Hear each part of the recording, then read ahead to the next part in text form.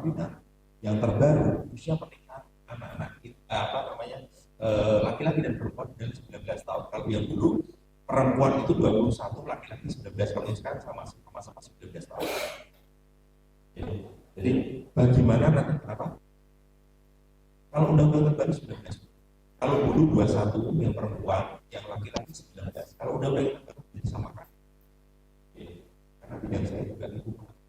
Bidang saya itu mulai dalam kandungan sampai mau masuk yang itu bidang lokal. Bidang perjalanan Pak. Gitu Pak ya. Jadi kandungan sampai mau masuk yang bidang saya. Nah, seperti kita kembali lagi, bagaimana nanti peran-peran orang tua untuk menyatukan dua keluarga ini, bagaimana mereka berperan satu sama lain, saling bisa menerima, didukung oleh masyarakat. Kan dari sisi ekonomi belum siap, dari sisi umur belum siap, semuanya itu belum siap. Dipaksa setahun 2 tahun bisa cerai.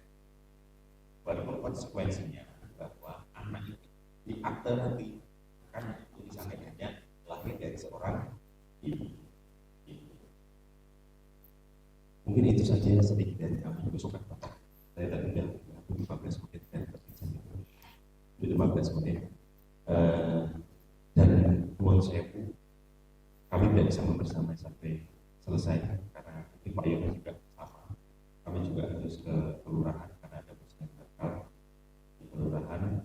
Nanti kami pokoknya intinya kami berharap sekali bahwa kegiatan ini menjadi yang pertama. Mudah-mudahan ada lanjutannya. Pertemuan BKR silakan dilaksanakan.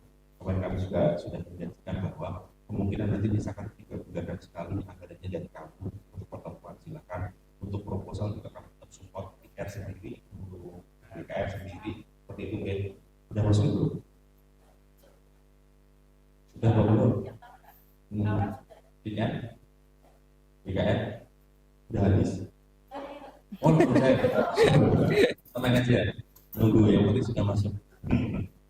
Kemudian nanti misalkan dari Pak RT mau support kegiatan dari Kas RT, Kas RW juga kami persilakan. Karena Kas RT, Kas RW bukan haknya pembangunan fisik toh.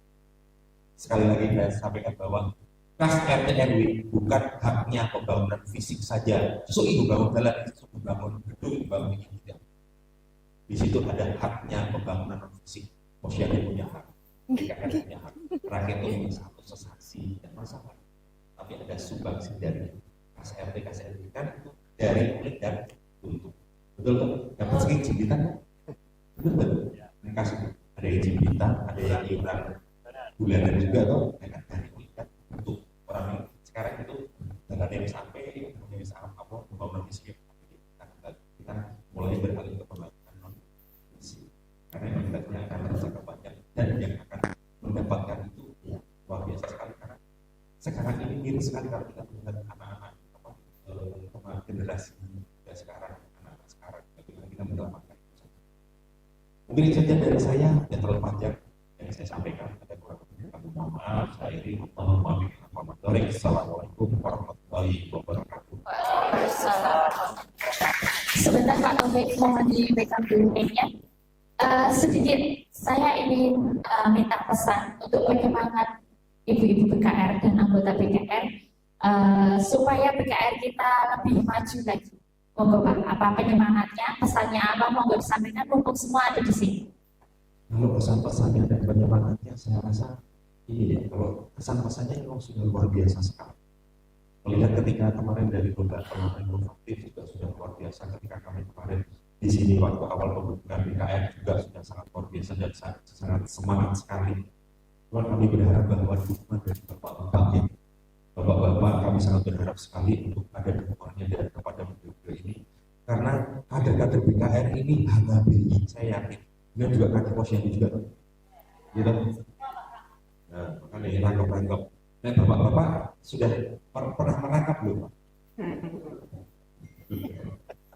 Jadi kami butuh dorongannya, dukungannya. Jadi misalkan ibu-ibu ini ada di luar karena berkegiatan aku curiga, insya Allah mereka amanah.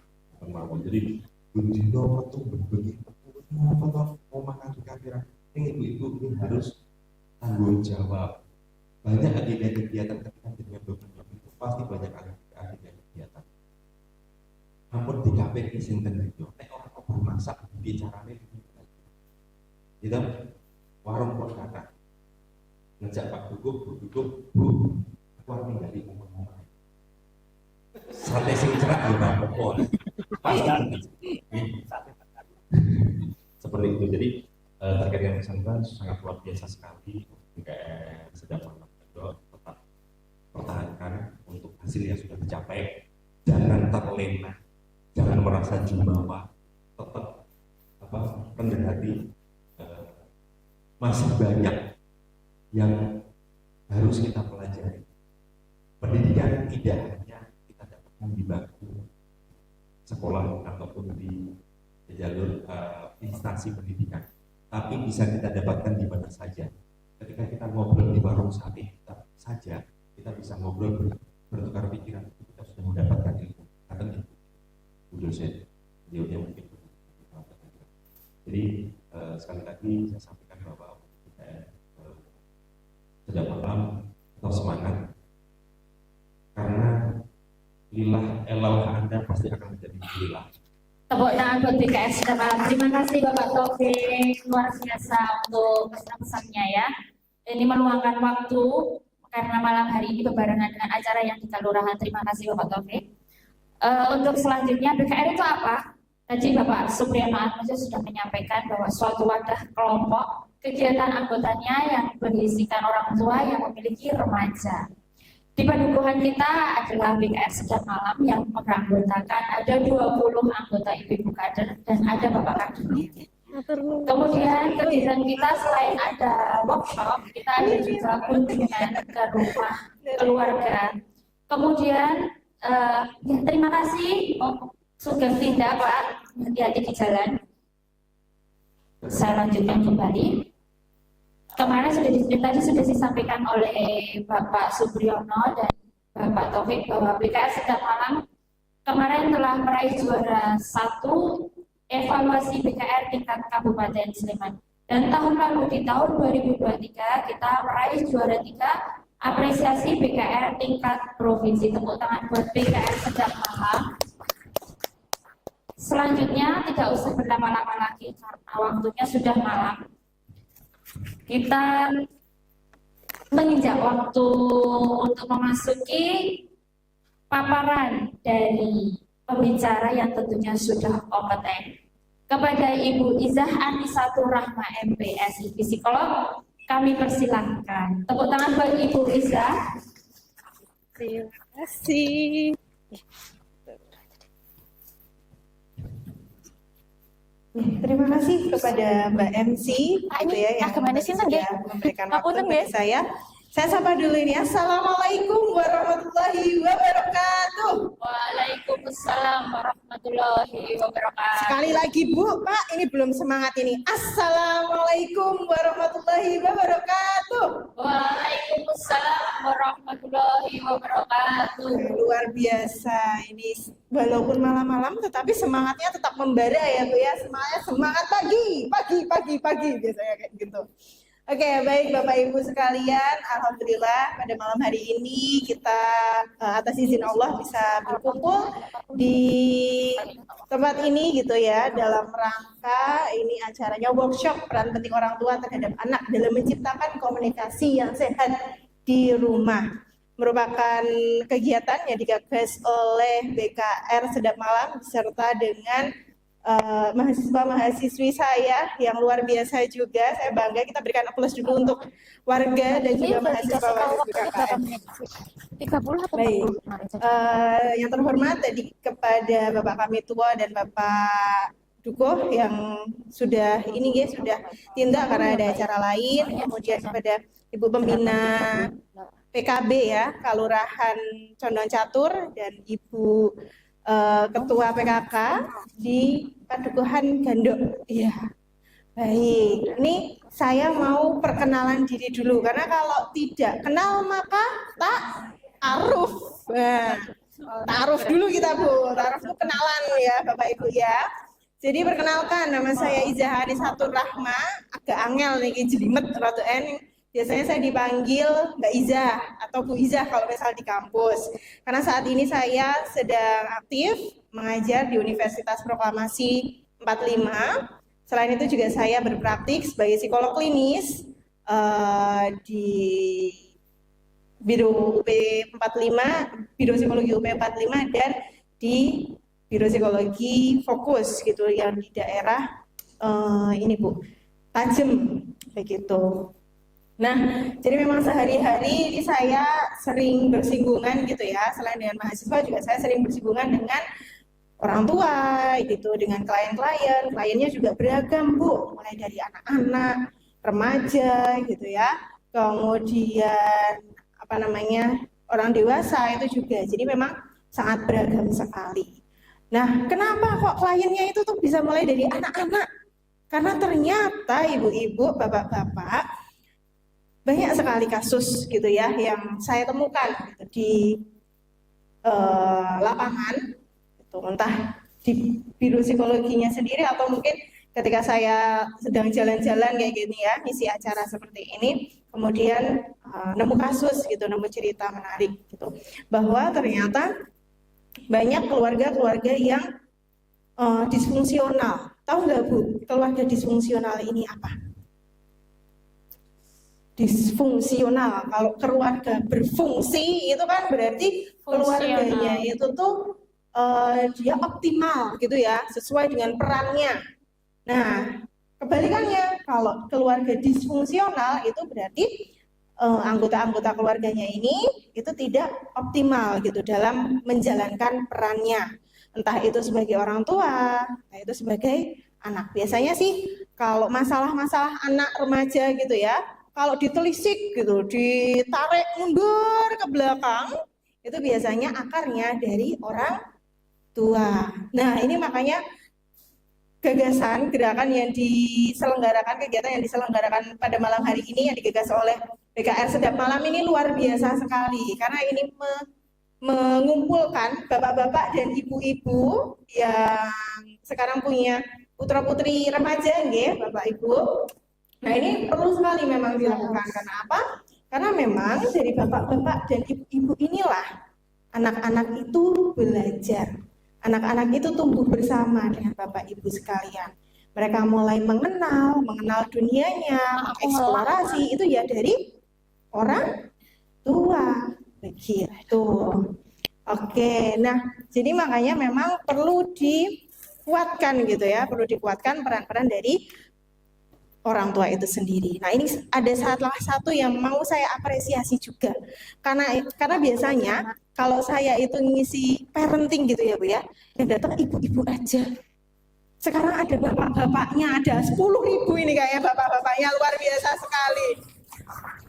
Ini bapak-bapak ya mungkin siangnya sudah kerja gitu ya, walaupun capek tetap menyempatkan gitu, pengen belajar.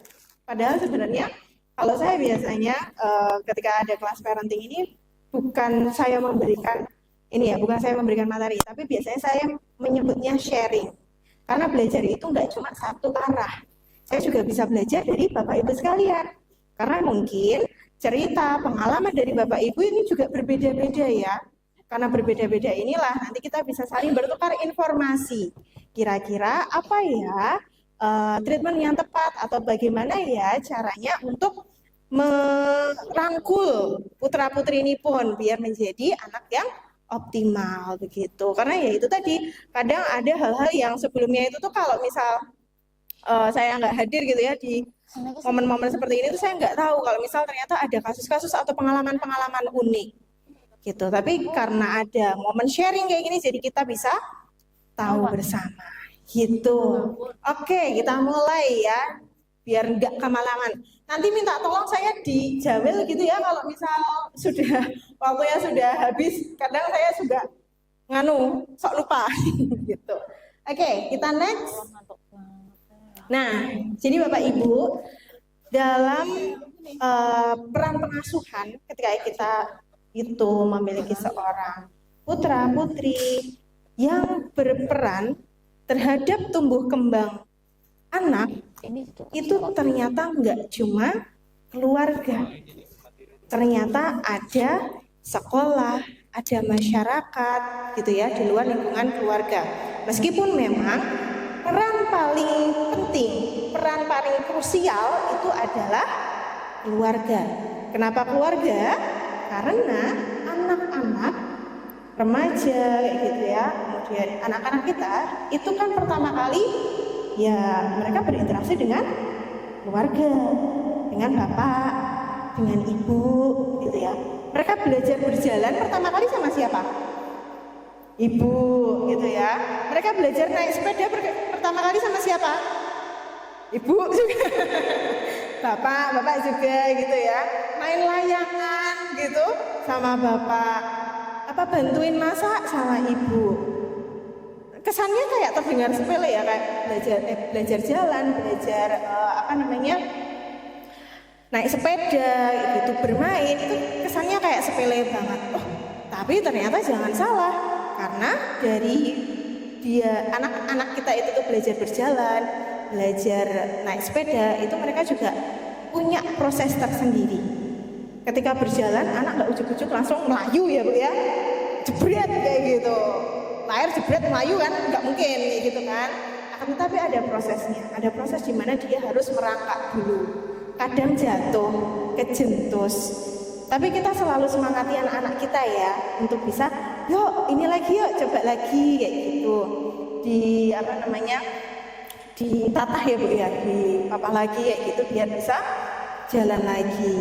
Terus kalau misal naik sepeda sama bapak-bapaknya gitu, jatuh gak gabruk nangis kayak gitu. Tapi bapak-bapaknya tetap menyemangati gitu. Wes nggak apa-apa no, nggak apa-apa le gitu ya. Tetap nanti dibersihkan lukanya, nanti ini lagi jalan lagi. Dari situ saja kita bisa belajar kegigihan. Cuma dari belajar jalan dan belajar naik sepeda aja, ternyata anak itu tuh juga belajar kegigihan, belajar rasa tanggung jawab, tidak menyerah, tidak mudah menyerah. Ternyata banyak gitu ya yang bisa dialami oleh anak. Selain keluarga, selain belajar berjalan kayak gitu, madrasah pertama itu juga ada di keluarga. Ketika anak sebelum masuk SD ya, itu kan kadang udah mulai distimulasi nih sama bapak ibunya, belajar dulu di rumah, mengenal huruf begitu ya. Nah itu juga belajar pertama kali juga sama bapak ibu, nggak ujuk-ujuk langsung ke sekolah. Nanti sekolah dan masyarakat itulah yang akan berkolaborasi dengan orang tua. Sekolah itu nanti tinggal fokusnya ke hal-hal yang sifatnya akademik kayak gitu ya, ke kognitifnya, kemampuan kognitifnya dan sebagainya. Itu tugasnya sekolah. Kemudian kalau masyarakat yaitu untuk misalnya melatih kemampuan bersosialnya. Di sini tadi kalau nggak salah ada PIK-R-nya ya Bu ya. Nah itu kan juga luar biasa sekali. Itu juga merupakan salah satu edukasi yang bisa dilakukan oleh masyarakat. Dari PIK-R itu harapannya kan sesama anggota dulu gitu ya, itu bisa saling berinteraksi, bisa saling bertukar informasi yang positif, kayak gitu, bisa saling mendukung. Jadi mereka punya dukungan sosial yang kuat gitu. Mereka ada temen kayak gitu. Kalau misal mau curhat atau menemukan permasalahan di sekolah atau di rumah, mereka ada teman, ada dukungan sosial yang itu bisa mensupport mereka di luar lingkungan keluarganya. Jadi memang sebenarnya pengasuhan ini tuh kompleks sekali. Tapi memang karena pada malam hari ini kita itu fokusnya di peran orang tuanya, maka saya juga akan fokus ke situ. Karena memang tadi pendidikan pertama itu ada di keluarga. Oke, next. Nah, ini saya mau tanya dulu ini bapak-bapak, ibu-ibu. Kira-kira kalau di rumah siapa yang paling berperan dalam pengasuhan anak? Ibu. Ayo bapak-bapak cari pembelaan bapak-bapaknya gimana kalau di rumah. Ini saya boleh jalan-jalan nggak? Boleh ya, biar nggak ngantuk ya. Kalau misalnya bapak-bapak di sini, gitu, biasanya ngapain sama putra-putri ini pun? Apa? Ayo bapak-bapak, kegiatan yang dilakukan. Oh ngegame ya. Ajakin ronda nggak Pak? Belum boleh ya diajakin ronda ya? Loh, jalan-jalan, refreshing, Oke. Nah, kalau bapak-bapak bagian yang refreshing jalan-jalan. Kalau ibu-ibu ini saya mau mendengar curhatannya ini ibu-ibu. Gimana ibu-ibu perannya di rumah apa aja ibu? Semua. Oh, tidak terdefinisi, tidak terhingga jangan. Semua ibu mulai dari ngajarin baca. Oh iya, dari bangun sampai bangun lagi.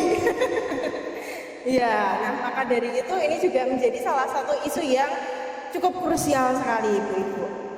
Kalau dalam budaya di Indonesia, terutama di Jawa itu memang banyak sekali yang masih menitik beratkan peran pengasuhan itu tuh pada ibu. Anaknya nangis sidik, celok ibu. Ibu baru, kalau di tempat saya itu kan aslinya Kulon Progo ya bu ya. Di tempat saya itu masih ada rewang-rewang gitu. Kalau di sini masih enggak? Masih. Ibu rewang. Awalnya pas ditinggal rewang anaknya udah tidur. Nah, tiba-tiba ibu belum pulang nih. Anaknya nangis, bapaknya bingung kayak gitu.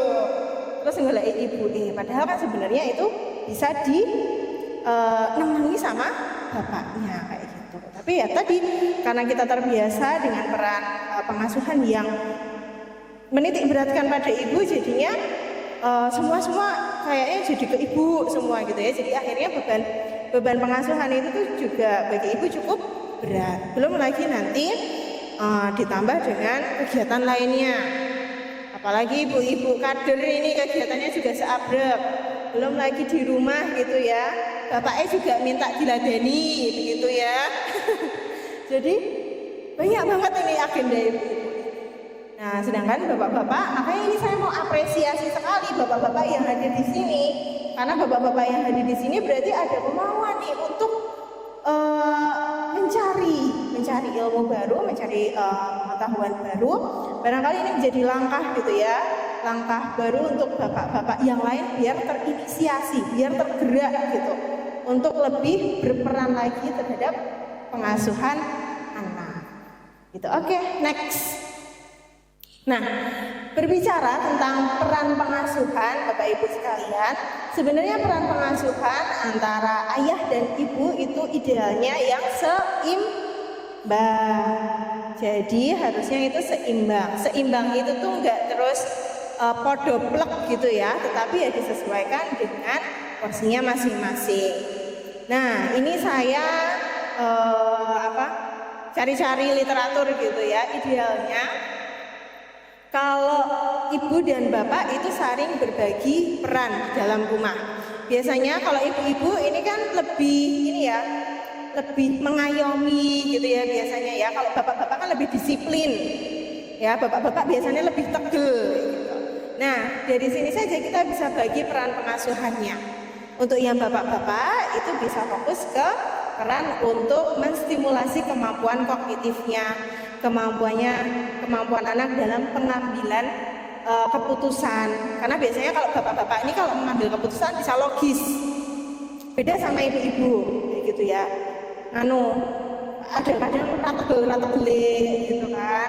Kadang dipengaruhi sama emosi sesaat. Karena memang kadang kalau namanya ibu-ibu ya, namanya perempuan kan juga dipengaruhi sama hormon juga ya ibu-ibu ya. Jadi kadang mungkin di tanggal-tanggal tertentu gampang ngambek kayak gitu, senggol bacok gitu kan.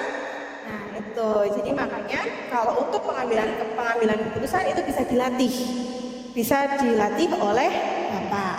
Kemudian kalau ibu itu bagian yang tadi mengayomi, kemudian memberikan perlindungan kayak gitu. Jadi ketika anak itu tumbuh gitu ya, tumbuh di keluarga, anak itu juga bisa merasakan rasa kasih sayang. Anak itu bisa belajar empati. Anak itu bisa belajar untuk mengelola emosinya dengan baik. Maka dari itu juga dibutuhkan bapak dan ibu yang berkualitas juga. Jadi kadang itu saya temui bapak ibu karena peran orang tua yang tidak seimbang. Misalkan yang dominan itu ibunya terus kayak gitu ya, bapak sama ibunya, bapaknya sibuk kerja. Ini benar-benar saya temui gitu ya, benar-benar saya temui. Jadi ibunya memang full ibu rumah tangga kayak gitu ya. Jadi memang mengasuh anak, kemudian bapaknya yang bekerja. Akan tetapi ya sebenarnya nggak ada yang salah ya ibu ya dengan itu kayak gitu. Bukan berarti terus bapaknya juga harus jadi bapak rumah tangga, itu juga enggak kayak gitu. Nanti siapa yang menafkahi juga gitu kan. Nah, akan tetapi di kasus yang saya temui ini bapaknya itu kurang menjalin interaksi dengan anak. Jadi ketika pulang kerja ya wes gitu. Habis itu makan malam terus sudah tidur gitu aja, atau mungkin malah main HP.